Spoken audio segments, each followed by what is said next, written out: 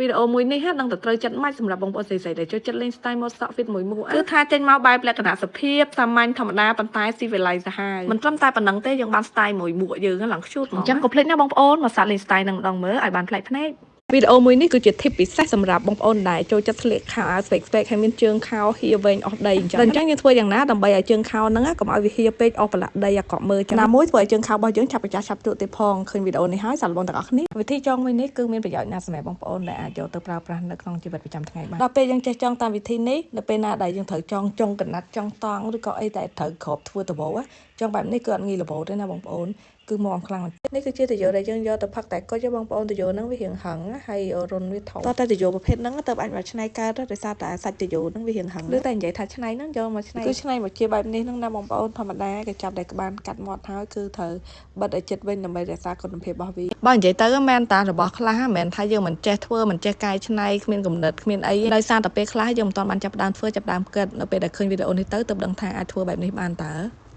បងធ្វើដូចនេះសម្រាប់ដាក់ចំណីមន់ចំណីទីអីអានឹងលក្ខណៈដូច auto refill ហ្មងចាំមន់ចាំអីនៅផ្ទះត្រូវឲ្យបងជើងក៏វែងចាស់របស់យើងហ្នឹងស្រែងចាំពេលដែលធ្វើហើយគួរតែចងបញ្ចូលជាមួយដើមឈើទៅកាពីកពប់ខ្ញុំជឿថាវិធីមួយនេះកម្រមានអ្នកដឹងហើយសម្រាប់ខ្ញុំផ្ទាល់ក៏ទៅតែដឹងថ្ងៃហ្នឹងដែរហើយវិធីមួយនេះក៏អាចជួយបងប្អូនករណីដែលបងប្អូនអត់មានប្រដាប់គោះស្រែក្រហមអីប្រើវិធីនេះតែគ្រាន់តែបងប្អូនយកទៅគៀបសាក់ត្រង់ឲ្យដោតភ្លើងយកទៅគៀបមាត់ដបនោះឆ្នុកនឹងរំកិលចេញទៅខ្លួនឯងសម្រាប់បងដែលមានកង្ហារប្រភេទនេះហើយខូចប្រើប្រាស់អត់កើតបងយកមកកែច្នៃបែបនេះទុកប្រើប្រាស់ទុកដាក់ឲ្យបានផ្សេងគឺល្អមែនតើហើយបើថាយើងចេះតបន្ថែមជើងគឺល្អហ្មងគឺយើងទុកហាថៃប្រឡាក់សាច់របស់យើងវីដេអូមួយនេះដឹងតែត្រូវហ្មងសម្រាប់បងដែលចូលចិត្តទៅបោះតង់បោះអីអញ្ចឹងតែបើសម្រាប់បងដែលគាត់អត់មានត្រូវទៅបោះតង់បោះអីទេក៏អាចរៀនចងតាមវិធីនេះដែលត្រូវចងសម្រាប់ការងារប្រចាំថ្ងៃរបស់គាត់ក៏បានដែរតែបើចងតាមវិធីនេះគឺមានកលៈ2តង់របស់គេចងបធូក៏បានចងបតឹងក៏បានគ្រាន់តែមើលអញ្ចឹងក៏ដឹងថាអែមដែរវិធីនេះតាមការយើងចងរាល់ដងភាគច្រើនគឺចងកពត់ចុះកពត់ឡើងរុំចុះរុំឡើងតែនេះអត់ទេ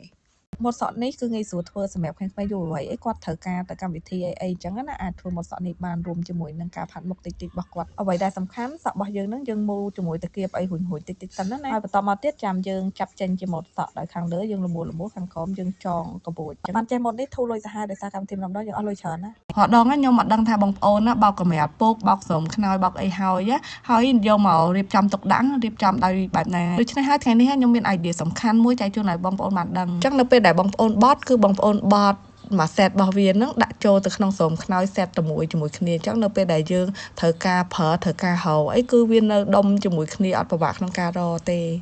េនៅពេលដែលនៅផ្ទះយើងដាំផ្កាដាំបាទាដាំកូនឈើដែលលម្អក្នុងផ្ទះមិនថាក្នុងឬក៏ក្តៅផ្ទះស្រាប់ថ្ងៃមួយយើងត្រូវទៅខេត្តយើងត្រូវទៅដើរលេងពី3ថ្ងៃអីអញ្ចឹងចោលអាផ្កាយើងនៅផ្ទះអត់កើតទេត្រូវការឲ្យមានអ្នកស្រោចទឹកជាបន្ទាន់មិនអញ្ចឹងទេគាត់ដាយបាទអញ្ចឹងទាំងនោះលេងជាបញ្ហាសម្រាប់បងប្អូនទៀតហើយបងប្អូនងាកមកសាកតាមវិធីនៅក្នុងវីដេអូពេលដែលយើងធ្វើដូចនេះដីវានៅតែសើមរហូតអញ្ចឹងអត់អាចឲ្យរុក្ខជាតិរបស់យើងស្បាត់សពូនបានទេបើសិនជានៅផ្ទះបងប្អូនអត់មានម៉ាស៊ីនបូមធូលីទេបងប្អូនអាចសាកប្រើវិធីនេះបានដោយបងប្អូនមានតែម៉ាស៊ីនផ្លុំសក់មកមិនថានៅកន្លែងក្លុកកលៈតូចប៉ុណ្ណាដែលយើងបោះដោយបោះអត់បានស្អាតល្អអញ្ចឹងបងប្អូនអាចសាកវិធីនេះទៅគឺដឹងតែស្អាតតែម្ដងជាធម្មតានៅពេលដែលយើងស្លៀកខោលងចកេះអីអញ្ចឹងគឺយើងត្រូវការខ្សែក្រវ៉ាត់ដើម្បីជំនួសតែបើចកេះខោនោះវាលងខ្លាំងពេកទោះបីខ្សែក្រវ៉ាត់ជំនួសយ៉ាងណាក៏នៅតែវាអត់ fit ជាមួយនឹងយើងអញ្ចឹងដូច្នេះតាមរយៈវីដេអូនេះខ្ញុំសង្ឃឹមថាអាចជួយបងប្អូនបានតែលុះត្រាតែបងប្អូនជ្រើសរើសក្បាលខ្សែក្រវ៉ាត់ប្រភេទនេះទើបអាចធ្វើតាមតិចនិចនេះបានគ្រាន់តែជាតិចនិចតូចមួយដើម្បីជួយបងប្អូនក្នុងការស្លៀកពាក់យ៉ាងណាដើម្បីឲ្យស័ក្តិសមជាមួយនឹងសម្លៀកបំពាក់របស់យើងព្រោះសម្លៀកបំពាក់មិនប្រកាសថាយើងស្លៀកទៅសមនោះទេនិយាយពីថានៅពេលដែលបោកកៅអៅហើយយើងមិនត្រូវប្រមូលកៅអៅក្នុងរបស់យើងមកឲ្យជាពិសេសលីអូហ្នឹងហ្មង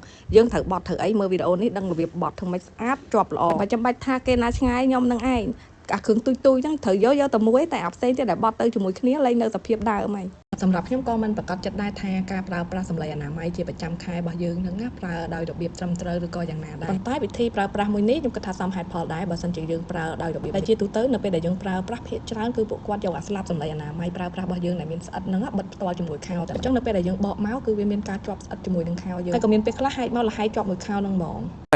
太聪明了先在手机太聪明了先在手机壳上做4个记号，然后再打4个洞，紧接着用2根扎带把手机壳固定在自行车上，再把扎带锁紧，最后把手机装上去，一个非常好用的手机导航支架就做好了。太聪明了。